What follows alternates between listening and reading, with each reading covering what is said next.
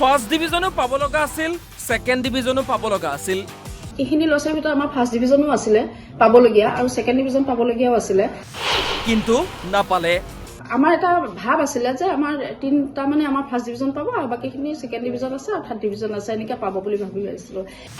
Matric দিছিল 86 গৰাকী ছাত্ৰ ছাত্ৰীয়ে, তেওঁলোকক পঢ়ুৱাইছিল 8 গৰাকী শিক্ষক শিক্ষয়িত্ৰীয়ে, কিন্তু উত্তীৰ্ণ হ'ব নোৱাৰিলে এগৰাকীও। বুলিয়ে নহয়, আৰু আমাৰ ৰিজাল্টটোৰ ওপৰত বহুত কনফিউজ আছোঁ, গম পাইছেনে? কাৰণ আমি ভবামতে ৰিজাল্টটো হোৱা নাই। লজ্জাজনক।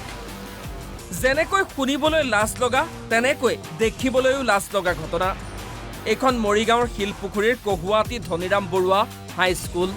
1994 চনতে স্থাপন হোৱা বিদ্যালয়খনৰ শিক্ষক শিক্ষয়িত্ৰীয়ে যেন কেৱল দৰমহাৰ বাবেহে বিদ্যালয়লৈ আহে। এইবাৰ হাইস্কুল শিক্ষান্ত পৰীক্ষা দিয়া বিদ্যালয়খনৰ 86 গৰাকী শিক্ষাৰ্থীৰ এজনো উত্তীৰ্ণ হ'ব নোৱাৰিলে। 8 গৰাকীকৈ শিক্ষাগুৰুৱে এবছৰে শিক্ষাদান কৰাৰ পিছতো এজনো শিক্ষাৰ্থী মেট্ৰিক উত্তীৰ্ণ হ'ব নোৱাৰা বিষয়টোৱে এতিয়া সৰ্বত্ৰ চৰ্চাৰ বিষয় হৈ পৰিছে। শুনক কি কয় বিদ্যালয়খনৰ ভাৰপ্ৰাপ্ত প্ৰধান শিক্ষয়িত্ৰীগৰাকীয়ে। কিহৰ গাফিলতিৰ কাৰণে তেনেকুৱা আছে? কিহৰ গাফিলতি মানে এইবাৰ আমাৰ মেট্ৰিক এপিয়াৰ আছিলে আপোনাৰ 86ৰ ভিতৰত এইখিনি ল'ৰা ছোৱালীৰ ভিতৰত আমাৰ ফাৰ্ষ্ট ডিভিজনো আছিলে পাবলগীয়া আৰু ছেকেণ্ড ডিভিজন পাবলগীয়াও আছিলে, তাৰ ভিতৰত থাৰ্ড ডিভিজন। কাৰণ আমি যিহেতু পঢ়াই থাকোঁ যিহেতু আমি জানো, মই নিজে এটা পদবীত থকাৰ পাছতো মই নিজে ক্লাছ লওঁ, আছামিজ মই নিজেই পঢ়াওঁ, গতিকে তেনে ক্ষেত্ৰত আমি জানো যে ল'ৰা ছোৱালীখিনি কিমান আগবঢ়া কিমান পিছপৰা, কোনখিনিয়ে ফাৰ্ষ্ট ডিভিজন পাব কোনখিনিয়ে ছেকেণ্ড ডিভিজন পাব, আমি সেইখিনি জানো। গতিকে আমাৰ এটা ভাৱ আছিলে যে আমাৰ তিনিটা মানে আমাৰ ফাৰ্ষ্ট ডিভিজন পাব আৰু বাকীখিনি ছেকেণ্ড ডিভিজন আছে আৰু থাৰ্ড ডিভিজন আছে, এনেকৈ পাব বুলি ভাবি আহিছিলোঁ। কিন্তু সেইটো দুৰ্ভাগ্যবশতঃ কিয় এনেকুৱা হ'ল নাজানো। যিগৰাকী 1 ৰোল নম্বৰ, তেওঁ কিবা এটা ছাবজেক্টত মানে এক পাইছে, মানে সেইটো মানে পচিবলে নহয়। আৰু আমাৰ ৰিজাল্টটোৰ ওপৰত বহুত কনফিউজ আছোঁ, গম পাইছেনে? কাৰণ আমি ভবামতে ৰিজাল্টটো হোৱা নাই। আৰু আমি আজি চাওক, মই 1999তে স্কুলত সোমাইছিলোঁ, সেই তেতিয়াৰ পৰা আজি 26 বছৰ ধৰি দিলে 25 বছৰ কাল আমাৰ 70% বিলো আজিলৈকে হোৱাই নাই। 70% ওপৰত আমাৰ কেতিয়াবা এনেকুৱা হৈছে 98%টো হৈছে। গতিকে এইবাৰ এনেকুৱা বেয়া ৰিজাল্ট হৈছে মানে ভাবিব নোৱাৰোঁ, আমি ক'ব নোৱাৰোঁ কি কাৰণে এনেকুৱা হৈছে। আৰু এটা কথা ধৰিব পাৰিছোঁ যে যিটো মানে ধৰক পেটাৰ্ণটো অলপ সলনি হৈছে, সেইকাৰণে হয়তো ল'ৰা ছোৱালী তাতো অলপমান মাৰ খাইছে, সেইটো নোহোৱা নহয়। 2 নম্বৰ কথা হ'ল কি, আমাৰ মেইনলি আমাৰ এটা প্ৰব্লেম এটা আছে।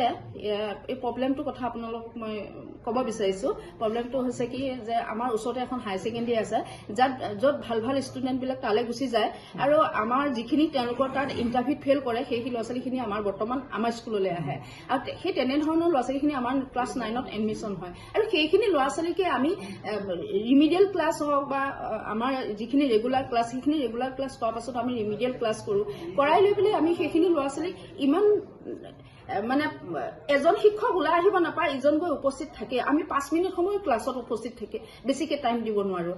গতিকে ইমান পুৰাদমে ক্লাছ কৰাৰ পাছতো যে ল'ৰা ছোৱালীৰ পৰা যে আমি এটা বেয়া ফল পাম, আমি সেইটো সপোনতো কল্পনা কৰা নাছিলোঁ বা মই ভবা নাছিলোঁ। কিন্তু এতিয়া কি ক'ব, দুৰ্ভাগ্য কথা, এইটো কি কাৰণে হ'ল, কি কাৰণে এনেকুৱা বিসংগতি হ'ল।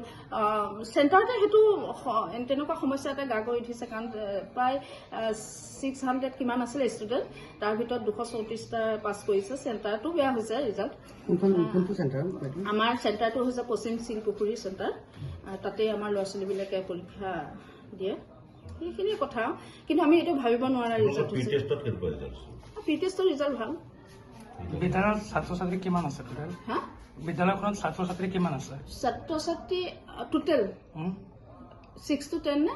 6 to 10লৈকে তোমাৰ 400 আছে। আপুনি এটা কৈছে যে পেটাৰ্ণটো সলনি হোৱাৰ কাৰণে এটা খেলি মেলি সৃষ্টি হৈছে, পেটাৰ্ণটো গোটেই অসমতে সলনি হয়। গতিকে এখন স্কুলৰ কাৰণে একো কথা নহয়। আৰু পেটাৰ্ণটোৰ বিষয়ে আপোনালোকেতো নিজে জানিছে বা ষ্টুডেণ্টক তেনেকেই পঢ়াইছে।